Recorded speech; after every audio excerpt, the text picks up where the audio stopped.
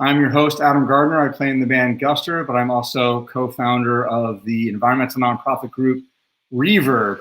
REVERB's normally out on the road greening tours like Dave Matthews Band and Maroon 5 and Billie Eilish and a bunch of others, but obviously live music is not happening these days and hopefully will soon. But until then, we thought we'd bring a little bit of REVERB's environmental work for people on the planet here to you. This is one of the more fun things we're working on during COVID, where we get to work with a bunch of musicians and other interesting folks who are cooking their favorite sustainable recipes right from their own kitchens. So this is a fun little live stream.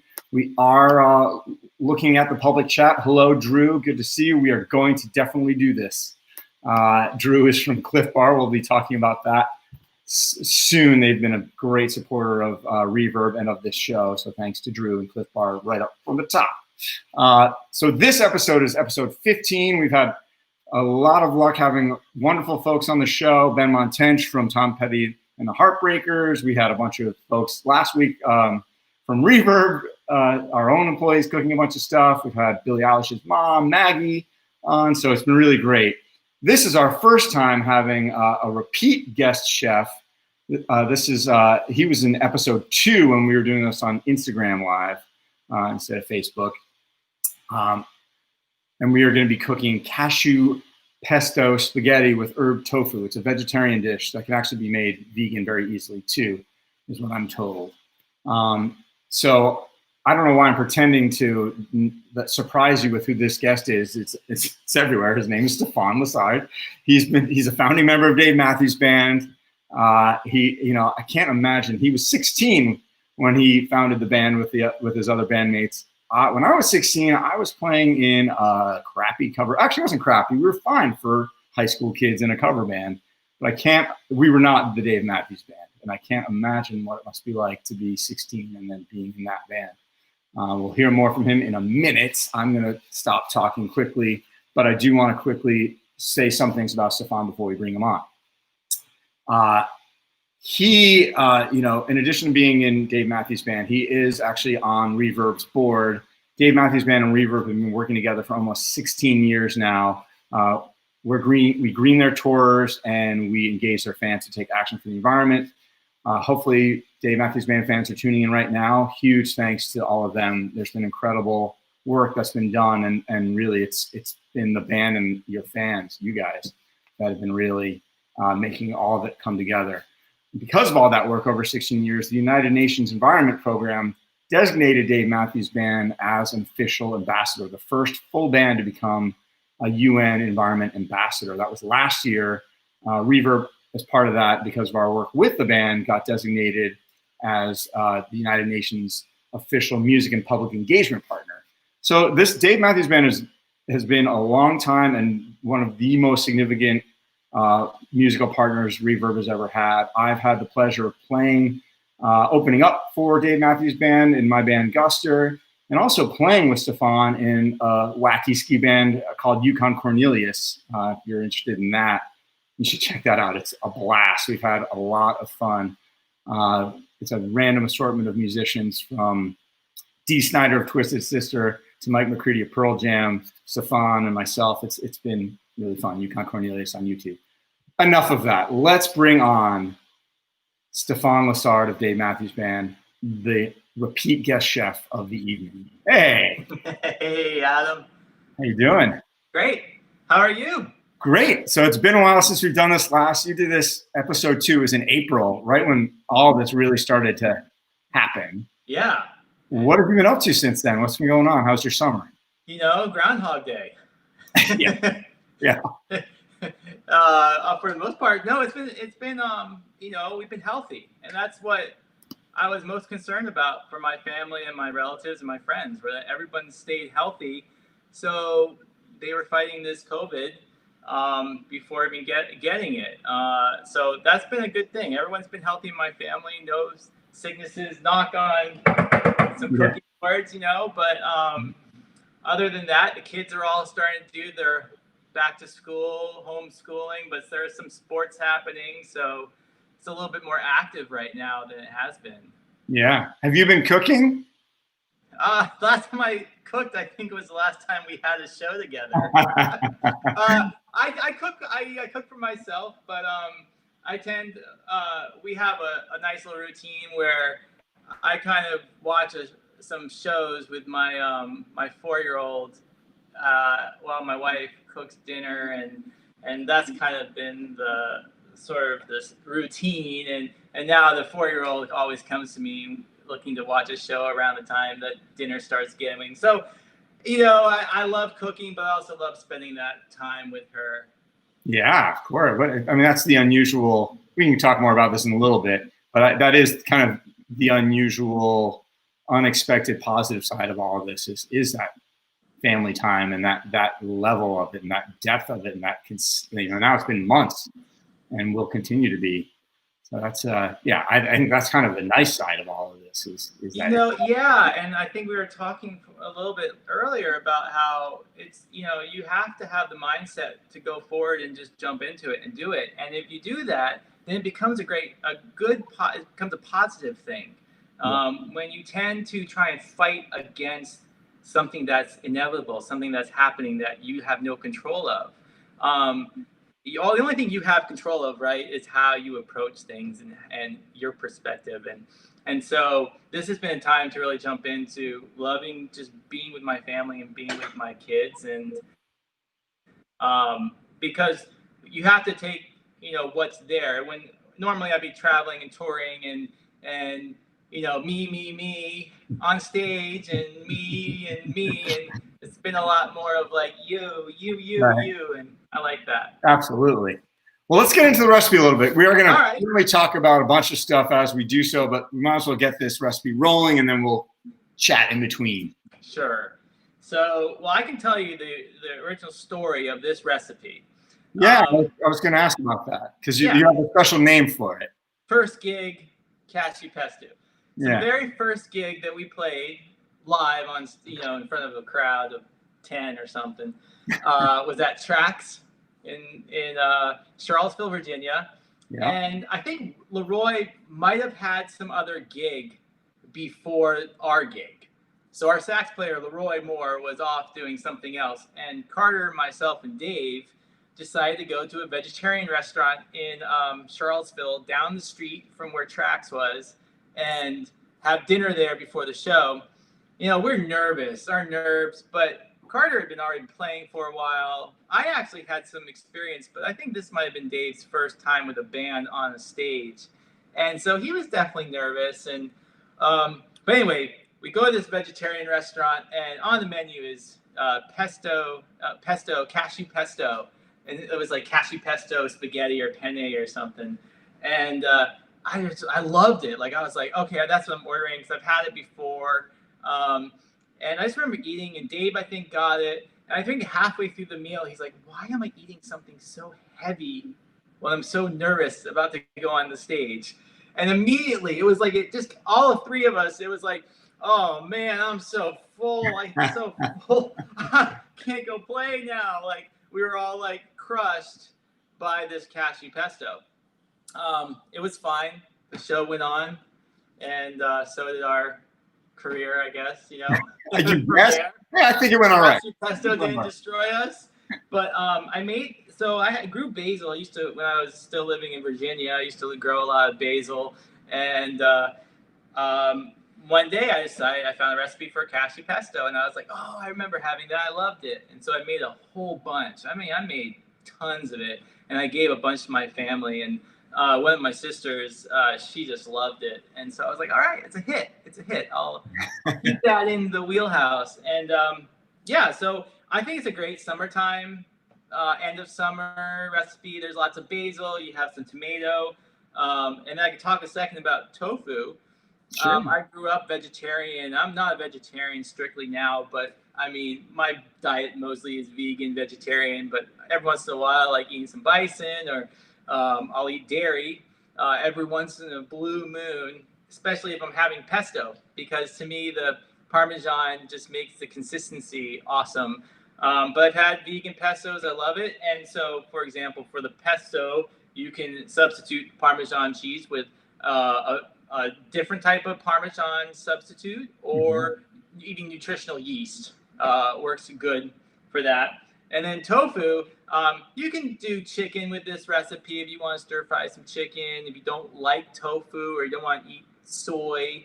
But the reason I use tofu for this recipe is because you can make it really like they're almost like croutons, but they're little, like, instead of crunchy croutons, they're kind of crunchy on the outside, a little chewy in the middle, and it just works nice with the pesto.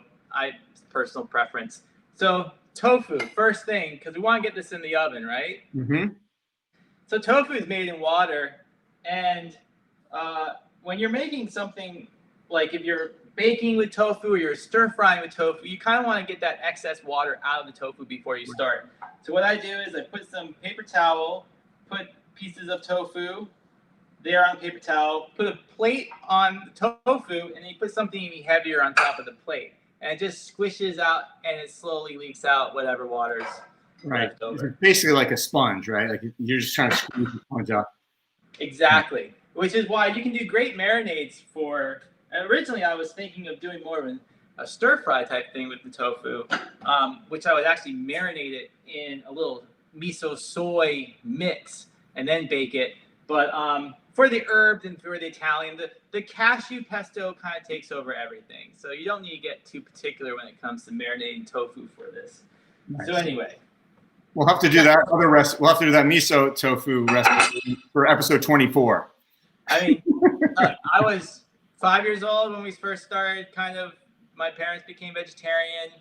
I went to a school that was vegetarian for 5 years. I had tofu every style you could possibly imagine. And this was before tofurkey, before any alternative meats were on the market. I mean, there was nothing for vegetarians or vegans except tofu. Yeah. And in Virginia, there's a lot of like local tofu companies. So it's actually not too hard to get. Is there a particular brand? Someone was asking in the public chat here, what your specific brand you prefer of tofu? This is my go-to brand. Wildwood. Okay. Organic. And this says firm, but I'm actually using extra firm for this recipe. Because you want to kind of create that crouton crispness. And, yeah. Some companies have the extra firm is actually too firm. Okay. It'll be too dried out. But this company makes a really nice extra firm. It's not too dried out.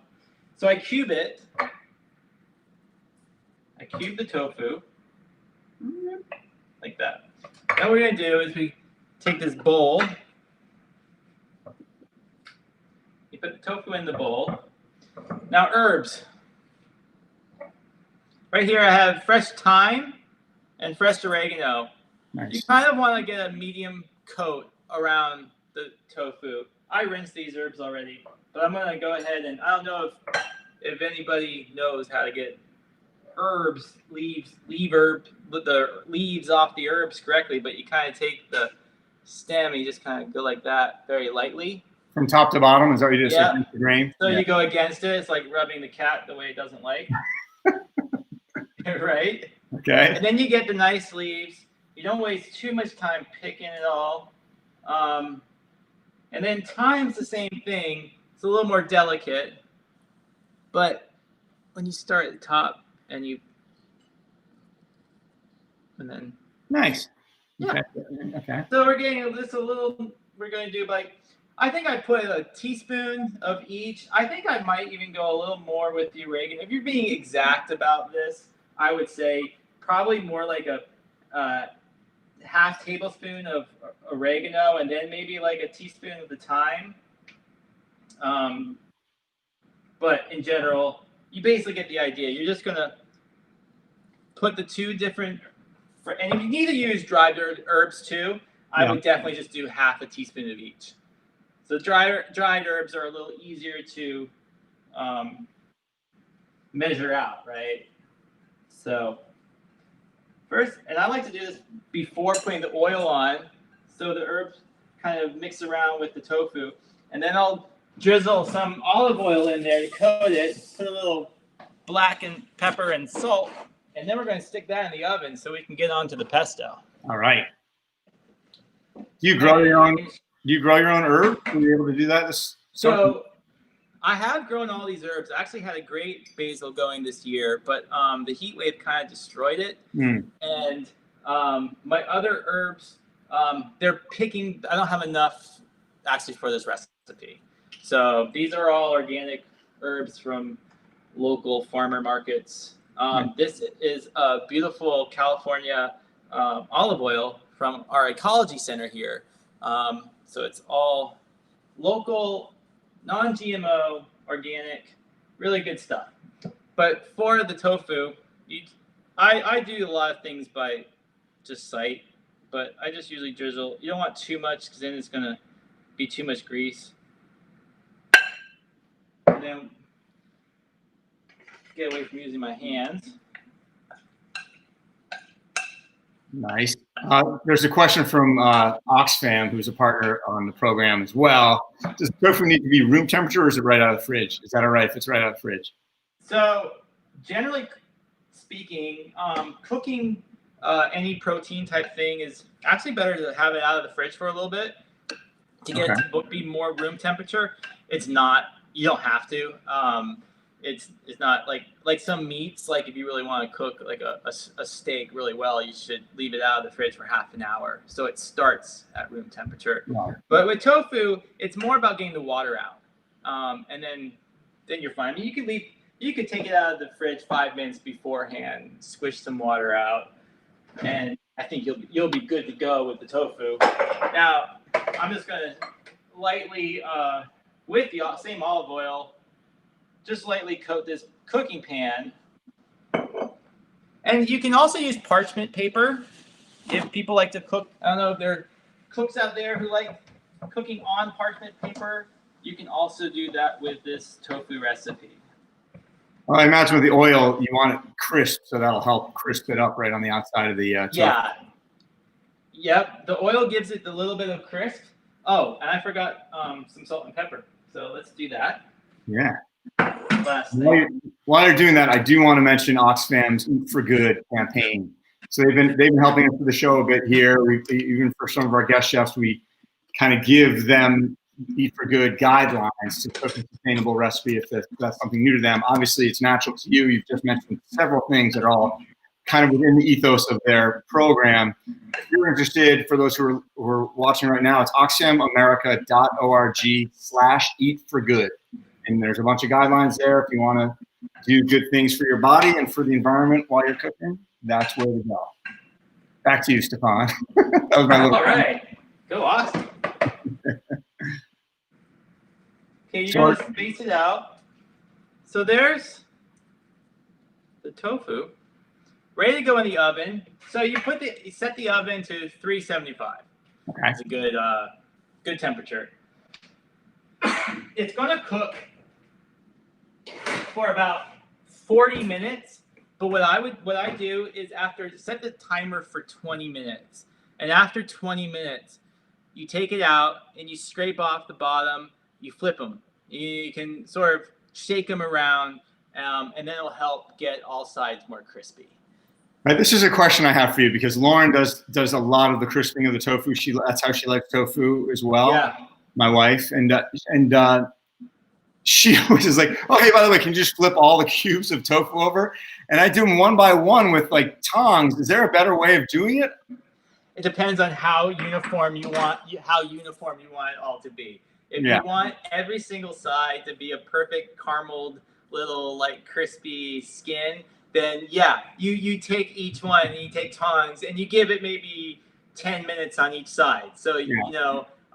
For this recipe, it's kind of more like breadcrumbs. Like some sides might be a little more toasted than the other side. Because the other thing too is when you're eating this spaghetti dish, you don't necessarily want these pieces of tofu to be flying off of your fork. You don't want them that crispy. Right. You still want it to be able to put the fork in a little bit. My mom used to make a really great crispy tofu back when I was little, and that was sort of the same marinade. It was like you soaked them for like 24 hours or something in soy sauce, and then you baked it really slow. And that's the other thing is when you bake things at a slower temperature, it takes longer but you tend to not burn and still get really awesome crust. Right. Nice. All right. So now So we put the tofu in the oven. We'll give it a check in like 20 minutes. If I'm still here, we'll check it. You definitely want to get the tofu in first because for this dish, that's the thing that really takes the longest because you just have to cook it. Everything else, once you get going with it, gets going pretty quickly. One thing I should probably do is start the spaghetti, the water. Well, that's sweet. I like how your water reaches your pots right there. Yeah, I never knew that existed till this house. That's awesome. It's definitely not for putting out fires, though. Everyone knows that, right?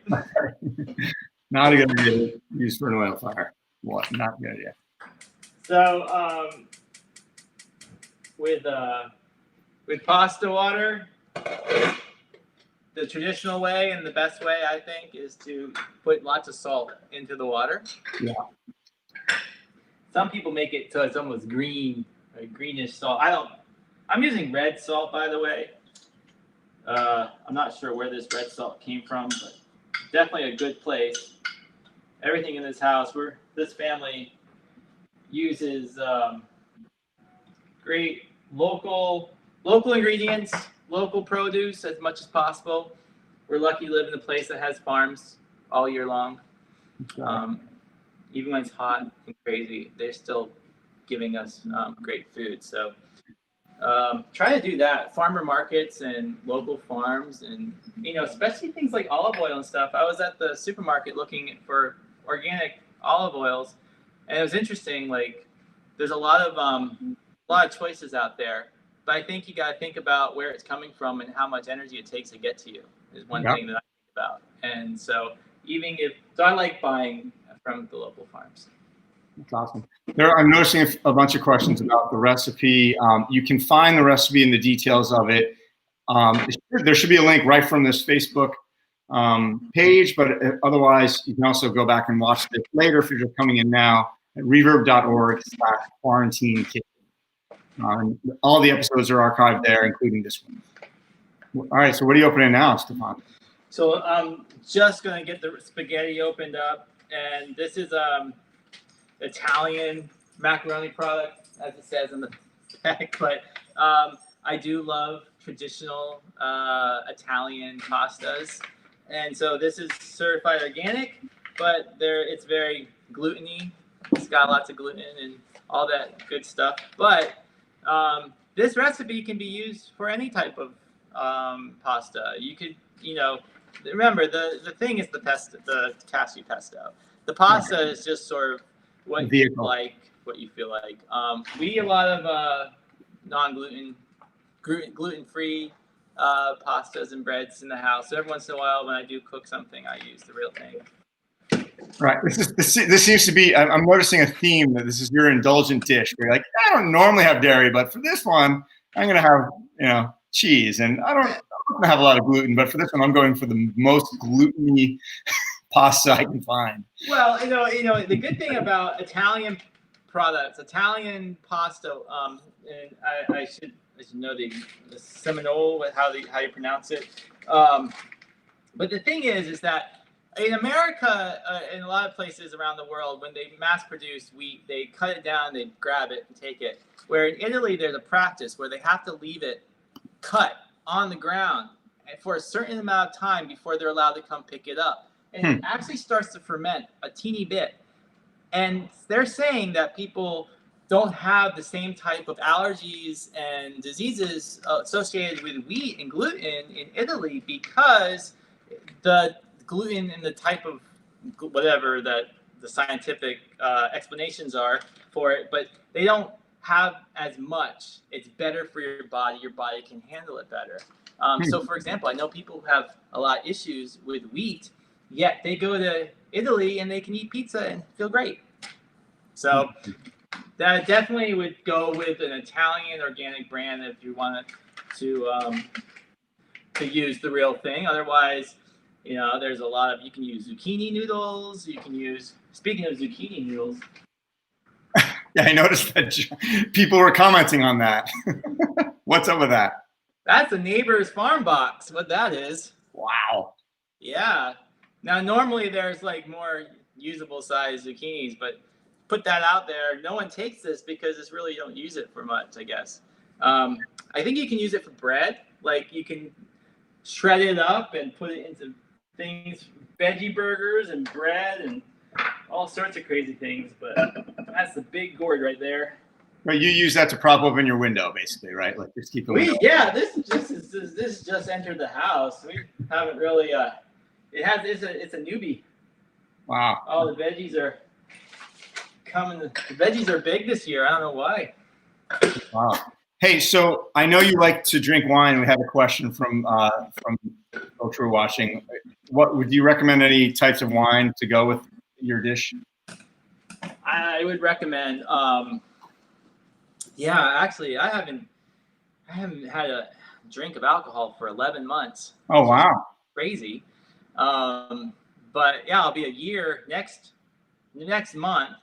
And not deliberately, I just stopped drinking, and then I just kept not drinking, and I started feeling better and thinking, hey, I'm going to let my liver take a little break for a while. Not a bad idea. Maybe, but I love wine and I love spirits. And so if I had to suggest a wine for this dish, I mean, this is a pretty cool dish because you can go for like a lighter white wine, possibly like a Pinot Grigio is one that comes to mind if you like white wine. But if you like reds, then this can handle. I mean, it's kind of complex. So I wouldn't go a super heavy red, but like a Burgundy, Pinot Noir might be nice with this. I would maybe like a Monticello. I don't know. There's a lot of different sort of mid Italian reds. I would stick to Italian for this dish. Yeah, so I'm not like a wine snob. It's just kind of like what you like. Right. Perfect.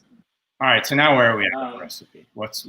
But I've been diving into some non-alcoholic cocktails and spirits and stuff. Mocktail. I personally think there's a company, I forget the name of it, which is terrible to promote it and not know the name, but they make great spirits that are non-alcoholic, and you just add like a tablespoon with other things, and it creates sort of this effervescent sort of cocktail drink that comes with alcoholic cocktails. So the one that I like, it's kind of a gardeny gin and tonic kind of flavor to it. And a gin and tonic would be great with this meal. And while you're making this meal, a gin and tonic would be awesome. Nice. So, all right, let's talk a little bit about COVID life, a little bit more. So it's September, kids are going back to school. I'm sure a lot of people who are watching this right now have children. And, depending on where you're living in the country, some are going back part-time, some are going back full-time, some aren't going back at all. What's going on in your world? We're like in a little in-between trial period of a few things. One is one of my daughters was already going to a college prep online high school, a great school called Dwight out of New York City. Okay. And so she'd been doing that for 2 years. And so when this hit, she was already on her own. It was fine for her because nothing switched.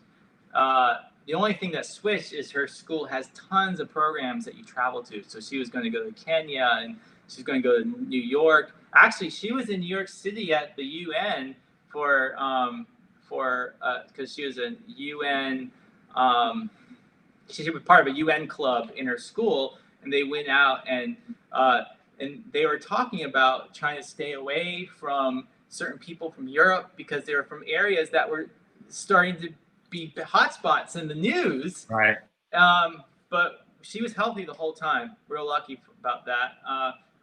As far as like my other two girls, the one in pre-K, her school's starting up, and they're kind of doing a system that's interesting, but we were already planning sort of to do maybe something different with her. So we're just sort of seeing how things are, but she's pre-K, right? Like And then luckily, my 8th grader got into the same school as my junior, so they're both on online high school anyway. The schools around here, they're half and half, I think, and the sports are starting up. So it's good. I like to see the sports starting up. Some kids getting together in a safe way. They seem to be pretty strict here in Laguna about all that stuff. Yeah, we're doing like a hybrid right now. So they basically took the school, split it in half. Our kids are going. They try to pair the siblings, which is huge. We have 2 kids, so it's great if they're at the same days. But it's weird. It's like they're going on a Monday and Thursday. Yeah. And then other days are from home, and then Wednesday is kind of a non-day. It seems like neither home nor school as far as there's kind of almost as like a Saturday. Right. So we'll see how that goes. I mean, it's smart to minimize the number of kids in the classrooms and stuff, but yeah, I know the Montessori school here, it was 8 kids per classroom. Yeah. And then they have times to go outside, and then they have to do temperature checks and wear masks up until the classroom. And then once they're in the classroom, they can kind of intermingle, I guess, a little more. And so we're watching how that situation goes. But we have some other activities for the pre-K go right now. Well, I think the hardest part of all of this, I think anyone who has kids is feeling this, is where it's just like it's like there's two sides to this, like where it's like it's so lovely spending more time with the kids and family and at home. It's also a lot of time at home with kids and family, and it's I think it's challenging at times for a lot of people. Like, how are you doing with all of it? Like, normally you'd be out on tour. Are you missing your touring family? Are you missing being out there with the fans? Is it like that? How are you feeling about all of it? Yeah, I think it's when you forget what the circumstance is sometimes when you're so involved with your family, and I'm so grateful to be spending so much time with my 4-year-old, who I haven't spent nearly as much time with any of my other kids when they were 4 years old. And so whatever reason for putting me in that position right now to have to do that, then that's for me. I have to do it, and I'm excited to do it, and I don't really think about much of anything else while I'm doing it.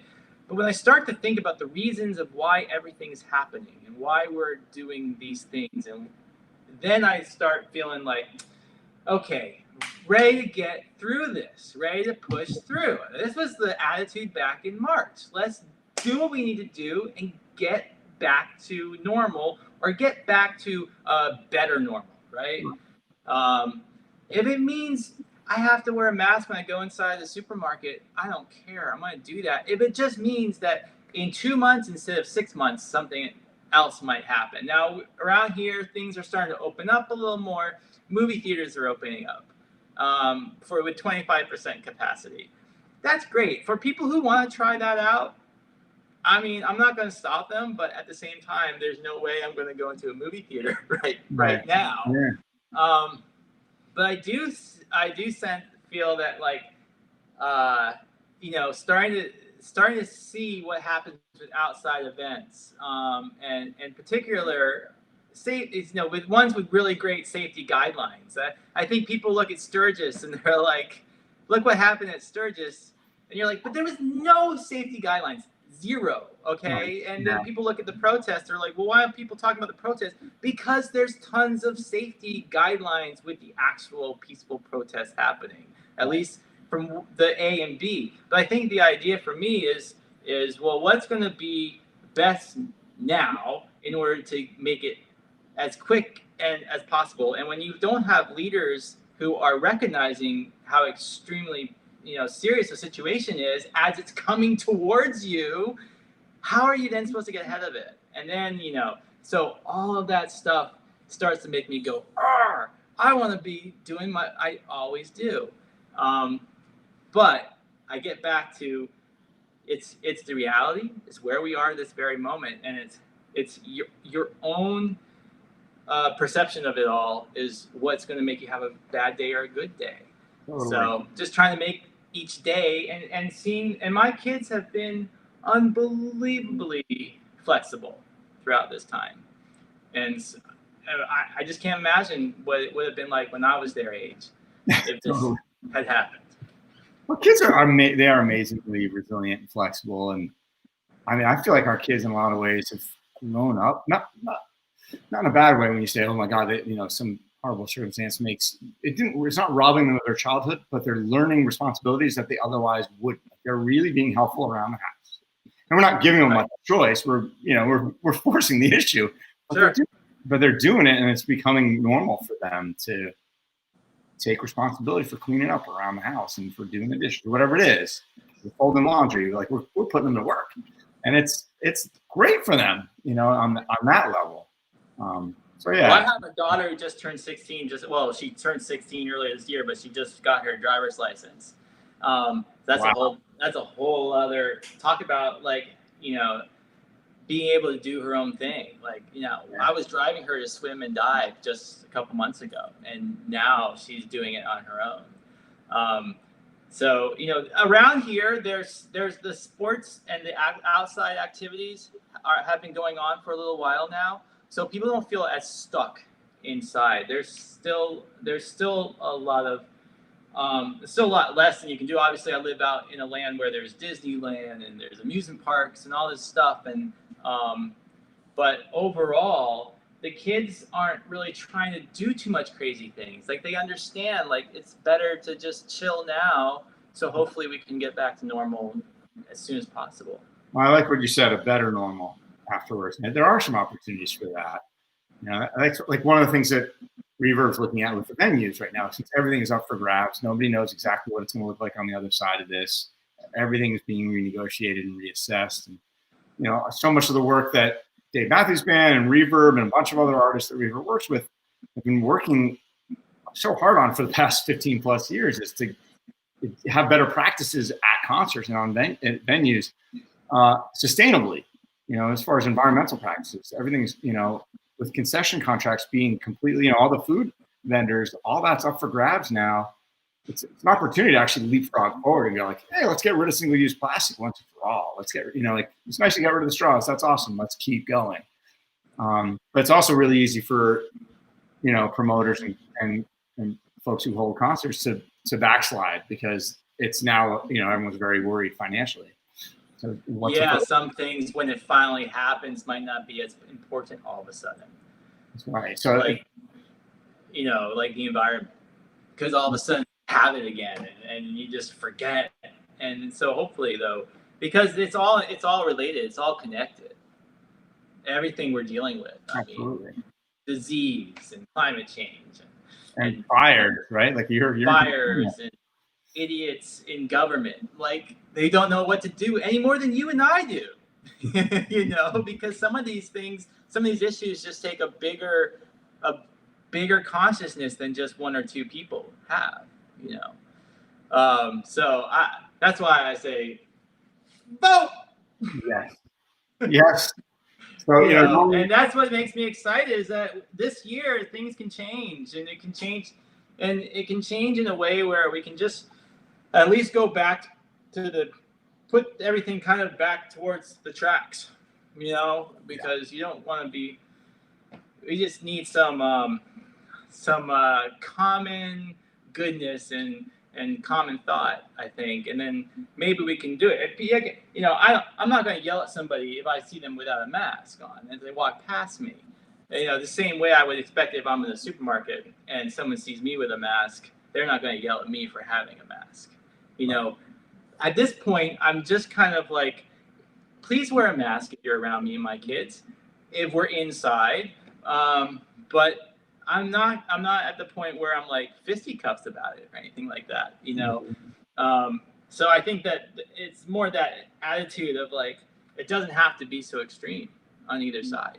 I think a lot of us just want our loved ones to be healthy and to live a good life. And if they have something that makes COVID more dangerous for that person, then hopefully the people around them will take extra precautions so they won't get that. Definitely. Where are we at with the recipe? Because I'm afraid we're running a little short time. We're just talking about politics all the time. time. Oh, look, it's great. And before we do that, let's just give Headcount a big shout out because they're a partner of yours, they're a partner of ours. Those who are watching now may have come into our REVERB Eco Village and have encountered Headcount and REVERB ourselves and a bunch of other nonprofit groups. But if you want the future to change, vote. Please go to headcount.org. They have wonderful resources there. Learn about mailing in your ballot, all of that. Okay, back to it's great too. Like having like some people like you guys supporting us. We've learned so much, and I think musicians and people with the microphone and with the stage, they have the ability now to have so much more information and knowledge on some of these issues because of groups and organizations like yourself and Headcount and Awesome and so many great, wonderful organizations out there. So anyway, kudos. So what do we want? We want to start the pesto. Yes, absolutely. Right? Please. So that's the spaghetti. Now, what we'll do, we got to time the spaghetti. You don't want to overcook pasta, right? And I gotta make sure, I always look, double check this one. Here we go. This says about, taste. You gotta taste it. All right, so we're gonna put some more salt. I'm gonna dump it in.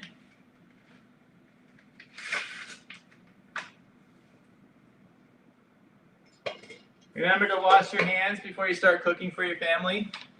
Absolutely.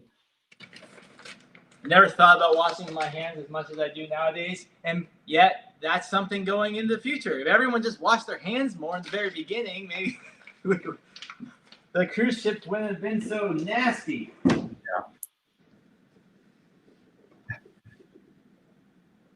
Someone's saying it's time to turn the tofu as well. Thank you. Yeah, it's been about 20 minutes. So let's see what's going on with this. And now this part, don't be scared if it crumbles apart a little bit, everything's going to get crispy with the tofu. So that's the great thing is that I'll show you what I'm talking about. So it's kind of stuck to the pan a little bit, but that's okay. Because you grab a spatula. Now, for some reason, this one's a big grilling spatula. When they have the holes, so for some reason, it makes it easier to get things that are stuck off of the pan than when it's just solid. And I don't know the science behind that.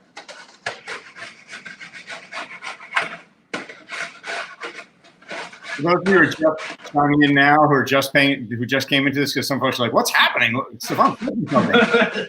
Right now, we're flipping tofu. We're flipping tofu.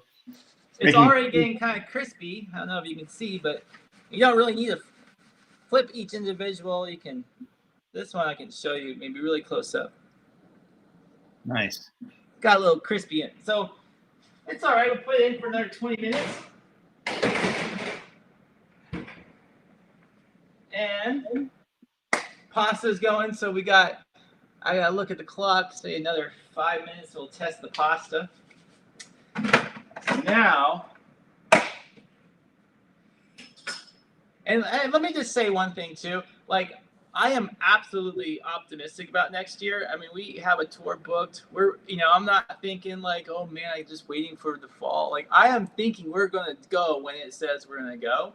But I also know that things obviously, happen. Right. I know. So I'm like preparing myself. But I'm also like, I'm ready to go play, and I just think that's what's going to happen, Well, I think we're going to have a new president. We're going to have a less diseased world, and go from there. There you go. I like it. Love it. I'm sure everyone who's watching is also dying to see you play, and I can't wait to get out and play too. And there are a lot of people who are going to be very excited when it is time to go. Right? Okay. And it'll be our 30th year anniversary. So, next year. Right. There's nothing's going to be stopping us. There you go. Okay. Basil.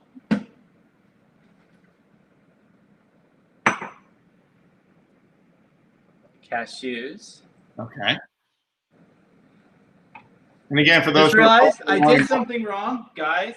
Don't do what I just did. What did you do wrong? We are going to start with the cashews and the you're going to traditionally to make pesto. I messed up, but you start with the cashews or pine nuts, the cheese. And let's get that going first. You get that to a nice little.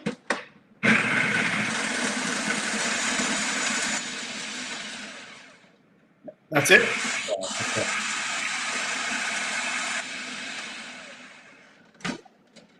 That's it, just like that. Okay, not too long.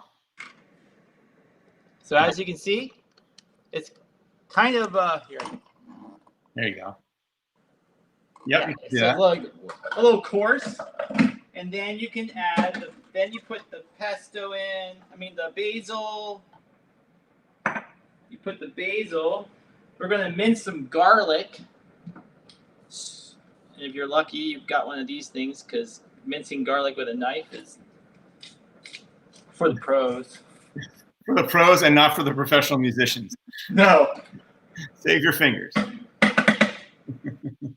I think it'll smell like garlic for the next 50 days. Yeah. Okay. Well, I'll probably interrupt you for a second, Stefan, because people are coming in late and not understanding what's happening. So you're watching Reverb's Quarantine Kitchen. Stefan is cooking his first gig cashew pesto spaghetti with Herbed Tofu. The recipe link should be right here on this Facebook page. You can also go to reverb.org/quarantine-kitchen, where this video will be archived from the beginning, as well as other episodes, including Stefan's first episode that happened, episode 2 in April, where he cooked an awesome, what do we call it? Fonz's dirty tortilla? Yeah. It was a tortilla. Yeah, delicious. All right, sorry. So back to you. Okay, we got the garlic, we have the basil, we have the cheese, and we have the cashews. And now what we're going to do is put some half teaspoon of lemon juice. Okay, then I get it going again. Now this is the fun part. When making pesto, the last thing you put in is the olive oil. And you slowly put it in. So you get it going first.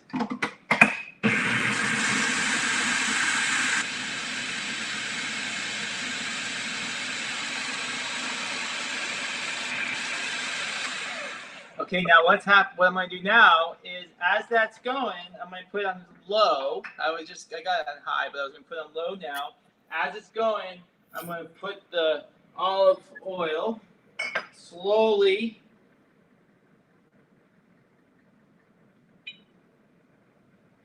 Nice and slowly as it's mixing. So that's good.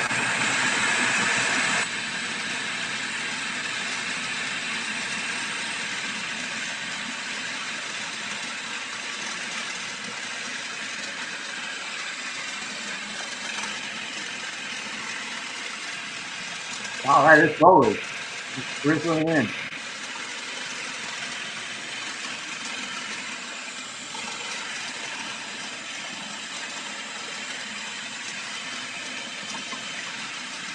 All right.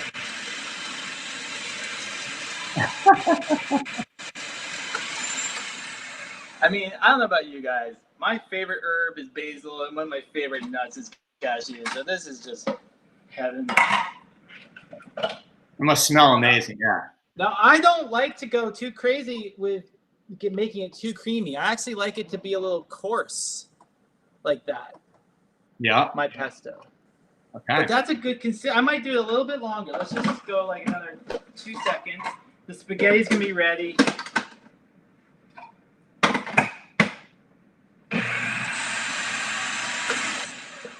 Sometimes a good idea is with using a Cuisinart with the pesto is to just make sure the edges, sometimes the edges have bits of the pesto that aren't mixed up, and then you can, like that. Yeah. And last time, put a little more oil. You want to be real fancy? You got your finger on the pulse.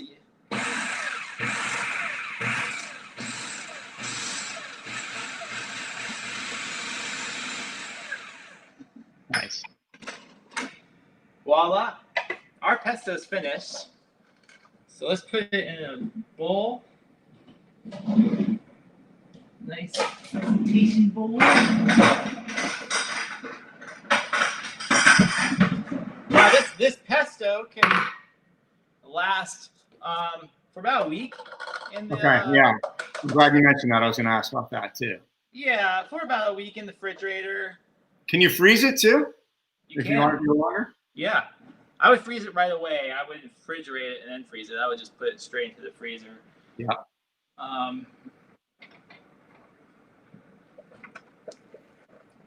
bet that spaghetti is ready.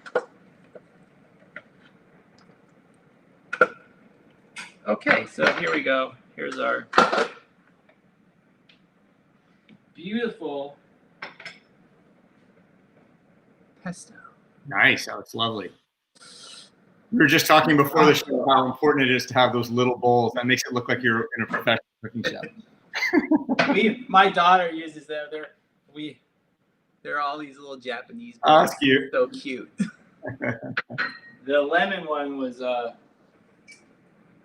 little kitty. Uh-huh. Suzanne Bernard was wondering if you need to stir the pasta. The pasta's good. What we do, I don't know how many people know about this. I learned about this actually from my wife, who's a much better cook than I am. And when you for pasta, I used to always take it off, drain it, and then put olive oil on it for some weird reason. But the olive oil, what it does, it doesn't allow for the sauces to coat the actual pasta.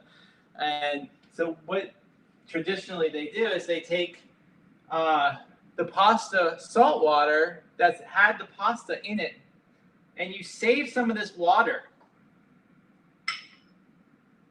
Okay? You save this water. And then, when you need to, by the way,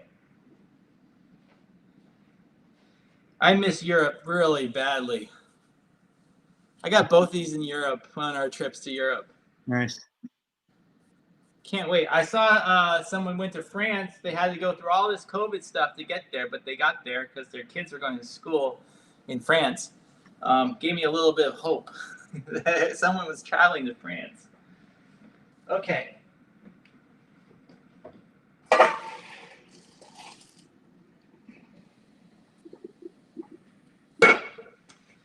So now we're almost to the end of the recipe. We're going to put the spaghetti out. We're going to put the pesto, and then we're going to just, before I fix it all up, the cherry tomatoes. I like adding tomatoes to this dish because there's really no vegetables other than the basil.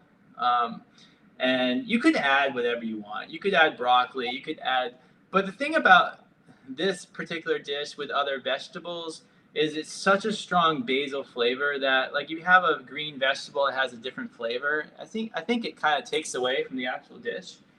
So I just like doing some tomatoes. You can have a salad on the side. That's Probably nice. Yeah. be nice. Sure. Hey, while you're doing that, I want to give a little shout out right now to Cliff and talk about the organization that you chose. So as part of this, Cliff Bar is supporting this program, and as part of their support, they're actually donating 1,000 Cliff Bars to the guest chef's charity of choice. This is part of a larger commitment that Cliff Bar has made to actually donating 14 million Cliff Bars to hungry folks. This is part of their, basically did 7 million for healthcare workers, and they're doing 7 million for school kids and hungry families. So this is part of that second 7 million. And Stefan, you chose Second Harvest Food Bank of Orange County. Yes. To be the recipient. So 1,000 Bars will go to them. Yeah. Well, no, I wanted to give it to some food bank that was local, and that one just is a great one for this area and in general. Awesome. Well, thanks, Cliff Bar, and thanks, Drew McGowan, for making all this happen over there, Cliff Bar. I want to mention the people, not just the companies, because obviously the companies are the ones that want the the acknowledgement, and they deserve it. But also I want to acknowledge the people behind the companies that are actually making things like this happen. So thank you, Drew, for supporting Reverb and doing this show. Yeah, right. And it's so amazing because there's never a moment when food is not needed. That's right. Right. So it's just that's wonderful that they're doing that. Absolutely. So back to food and your recipe. I think we're ready to put it together on the plate. Can't wait. All right, this is exciting. So I'm gonna get my special bowl.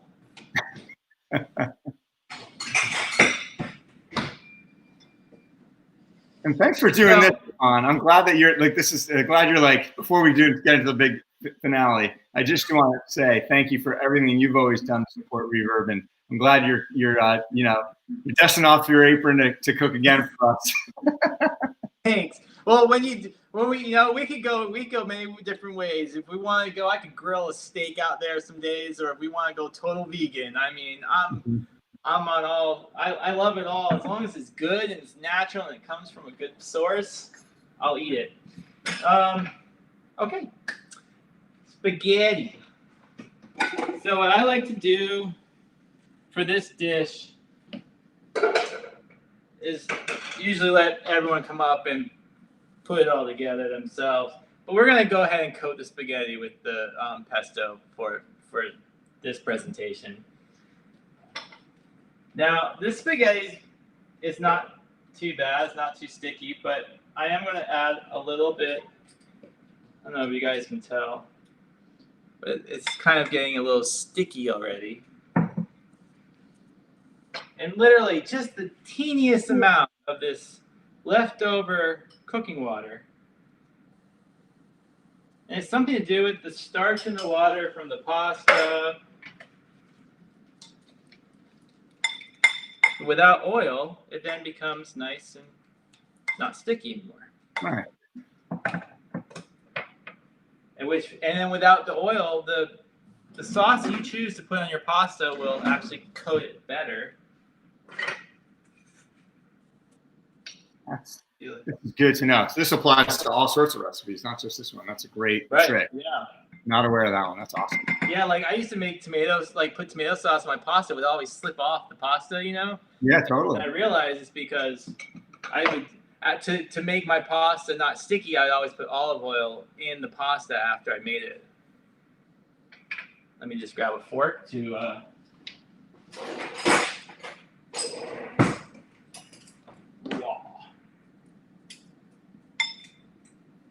So you're just kind of mixing it throughout right now, just stirring. Yeah, and so now it's sort of trying to get a nice coating. I'll show you it when I'm done.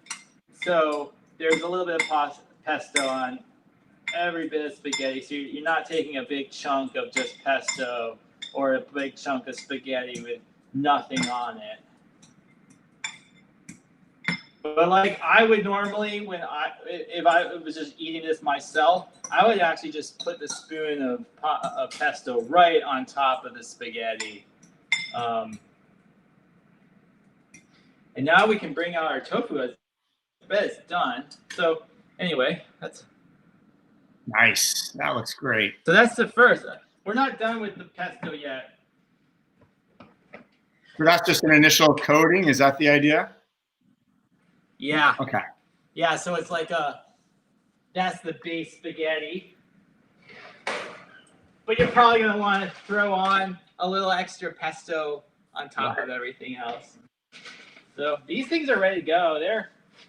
They're crispy and herby. So we probably won't use all of them because this recipe yields about a serving of 4. So you can make double or not even make as much. Right. So I'm going to do the same thing with the tofu. So it kind of just is in the spaghetti. Remember, you can do this with ham. You can do this with chicken. Like, but if you want to go vegetarian, vegan, you got tofu. Is a nice choice. So then we add. So now the cherry tomatoes. I like the cherry tomatoes because it adds a little extra crunch with the tofu, but it's also got it's like a lightening up of the dish. It's a deep dish. It's got a lot of the pesto and the cashew and the basil and right. That's pretty heavy. And the olive oil. It's a little bit heavy, and so the tomato is just a nice burst of lightness in your mouth, and adds a beautiful color too. Just nice. It also makes a very pretty color. So here's where you have that set up. Nice. And then I would just take a little more of your pesto, just more for presentation and for a little extra goodness. I don't think you need to sprinkle cheese on top of this. If you're like a total cheesehead Parmesan lover, you might want to go ahead and sprinkle more on top.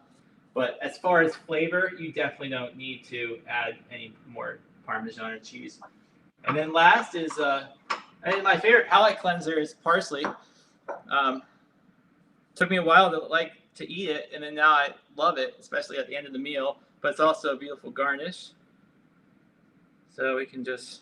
That is beautiful. Yeah, we just hold that nice and close and steady. That looks awesome. Nice job. First gig Cashew Pesto Spaghetti. Thank you. It's a long title. I can't. It's a tongue twister. Now you have to, as part of the show now, it's been a thing where you do the vicarious bite and we all get to imagine what it tastes like. So. Oh, okay. Well, that's even better because you got to make sure you get, let's see how you do this. You do a little bit of the spaghetti first. Probably have a spoon, right? If you're being really cool. Maybe get the tomato, twist your fork through the tomato. Get a little bit of the extra pesto.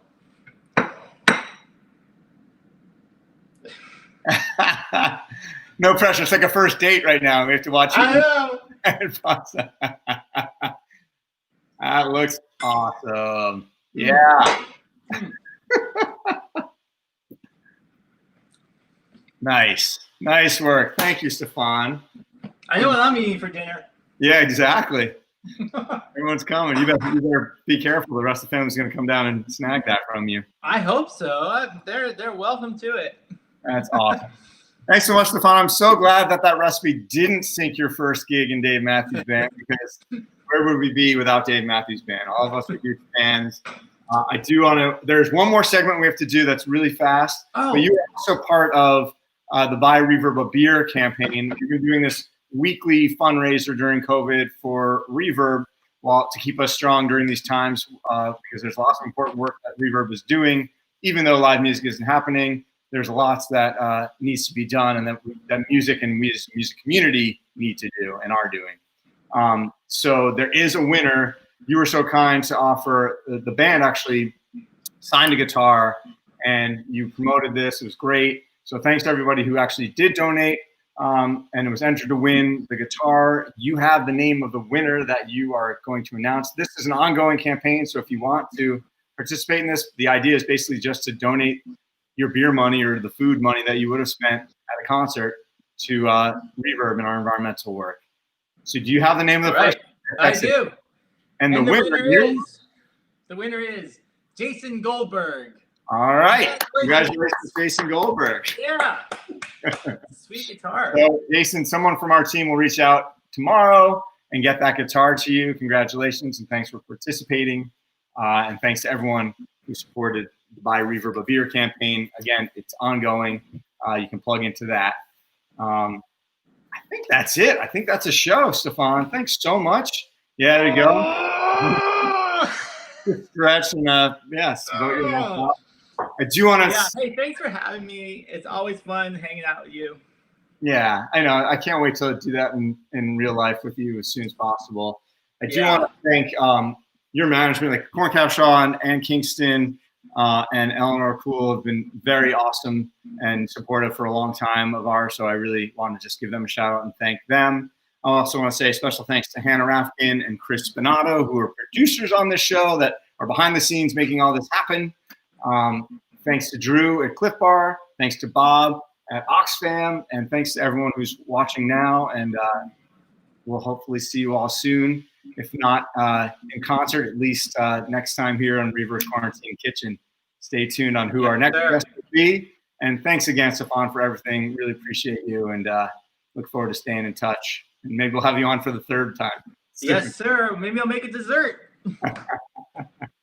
That would be awesome, actually. All right. Hey, best to you guys. Thanks for everyone who joined and came on to watch. And Adam, best to you and your family. I hope to see you soon. You too. Take care, everybody. Be safe.